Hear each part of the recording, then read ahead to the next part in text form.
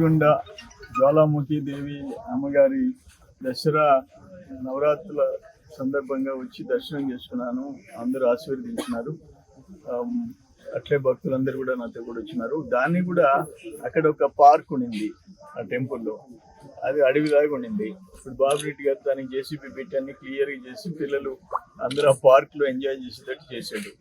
ఇప్పుడు అక్కడనే ఒక 1 acre మళ్ళీ ఎక్స్ట్రా స్థలం ఉంది, కళ్యాణ మండపం కట్టించమంటున్నారు.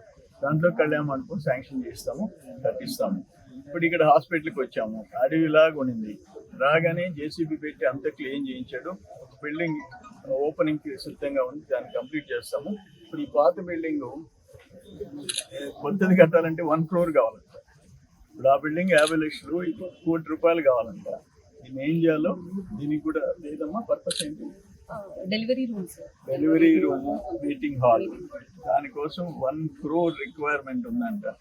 ఆల్రెడీ 2.5 కోట్ల రూపాయలతో ఆల్ 2 CHCలు, ఆల్ PHCలకి కావాల్సిన ఆ రెండిటికి జనరేటర్స్, వీటన్నిటికీ వాటర్ ప్లాంట్స్, వాషింగ్ మిషన్స్, ఎవరెవరికి ఏం రిక్వైర్మెంట్ 2.5 crores వచ్చింది. అడిషనల్గా డయాలసిస్ సెంటర్కి 80 లక్షలు అవసరం వచ్చింది. అక్కడికే 3,30,00,000. ముందు దాన్ని అప్రూవ్ చేయించేస్తున్నాము, CSRలో పెట్టేసి శాంక్షన్ చేయించి పనులు చేయించేస్తున్నాం. ఇప్పుడు దీనికి కూడా ఒరిగొండ హాస్పిటల్ కూడా ప్రతి హాస్పిటల్లో నేను ప్రత్యేక శ్రద్ధ తీసుకుంటా. ఎందుకంటే ఇప్పుడు మనం లోపల చూసాం, మల్లికార్జునపురం రాత్రి డెలివరీ అయింది, నిన్న ఒకరికి డెలివరీ అయింది. డాక్టర్స్ కూడా చాలా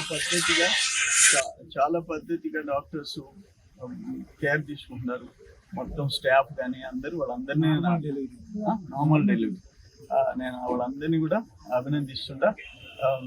నేను మొత్తం మెడికల్ అండ్ హెల్త్ సంబంధించి ప్రత్యేక శ్రద్ధ తీసుకుంటాను.